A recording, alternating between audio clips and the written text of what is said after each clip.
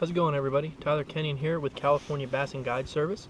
We're out on Lake Berryessa today, going to be bringing you guys another lake report and fishing report. So let's get into it.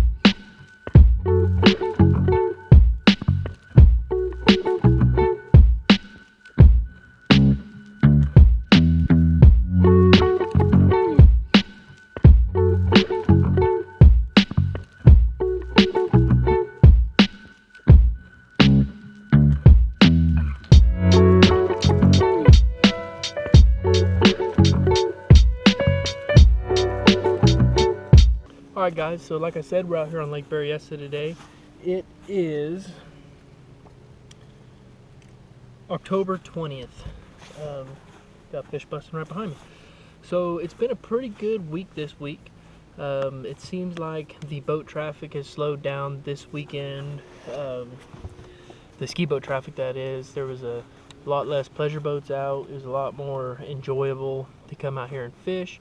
The weather's cooling down a little bit. The water temperature is dropping a little bit. Those fish are starting to move. So the water temperature when I launched this morning at Markley was 67 degrees. And I ran up to the north end of the lake. I fished in both creek arms. And the average temperature that I saw today was around 68 to 69 degrees.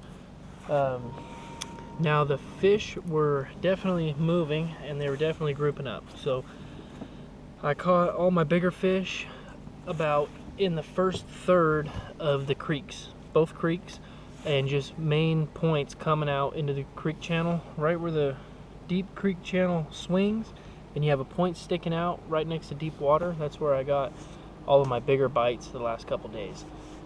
And most of those big bites came on deep diving crankbait, and the biggest producer for me was that Megabass Deep 6 in that kind of purple sexy shad color, and I was just throwing it out on those points in about 15 to 20 feet of water and getting it down there. As soon as I started feeling the bottom, I would pause it. Go a little bit, pause, go, pause, and a lot of times they were hitting it on the pause. And I even had, the biggest fish I caught was a 5.5, and as I was fighting them, I got them up next to the boat. There was about 4 or 5 other fish just as big, if not bigger, fighting for that crankbait. So they're definitely schooling up with similar sized fish and feeding up off those points. Now as far as further back in the creek, because I did run to the back of both of them, and there is some fish to be caught back there. I noticed the size dramatically decreased the further I got back into the creeks, and the numbers weren't there as much as you could catch out in that first third of the creek on those points. Now as far as the main lake goes, any long point that has deep drop-offs on one side or both with a lot of chunk rock on it are holding fish. Those deeper water flats are still holding fish, but like I said, the majority of the bigger fish are holding on those long rocky points with deep water access. Now, other than a crankbait, I did catch a couple fish on those deeper flats in about 30 feet of water. on a little 1 ounce jigging spoon. That's a little Blade Runner spoon, just green and silver. I caught them over in some of those deep water flats under bait balls. I did catch a couple underneath the Pewter Creek Bridge in about 40 feet of water. I even caught a big squawfish. I'll put a picture of it in there, but on the spoon. And then another player for me this week, so I can get it out. Another player this week was at LV500. So this is LV500 in a ghost minnow color. Same thing I was doing with the spoon, just when I was seeing bait balls or around a lot of fish, I would just throw it out there, let it hit bottom, and just yo-yo it back. And caught a couple fish on there, nothing huge. If you do want to get up a little bit shallower, there is a bite up in the flats by the willow trees. You can get up in the backs of pockets around the laydowns and the grass, and I was throwing that Lucky Craft. This is the Flash Pointer 110 in a ghost minnow color. Throwing that around laydowns, throwing that around grass lines. And again, same thing with the lipless crankbait. Still catching fish on those, but the size just wasn't there. I mean, if you want to go out and you want to catch 50 fish a day, now's the time to come do it. Throw a small jerk bait, throw that little Megabass Karashi up there shallow, around the trees, around the wood, and you'll just hammer on little 10, 12, 14-inch fish all day long. If you're out here looking for some bigger fish, they're on, like I said, deeper points, big chunk rock, quick access to deep water, and catching them on the crankbait. Let's see, got a couple fish on the drop shot, catching them off the live scope, just chasing around bait balls. And when I'm looking for these open water areas to find the bait and to catch them on the live scope, I'm looking for the birds.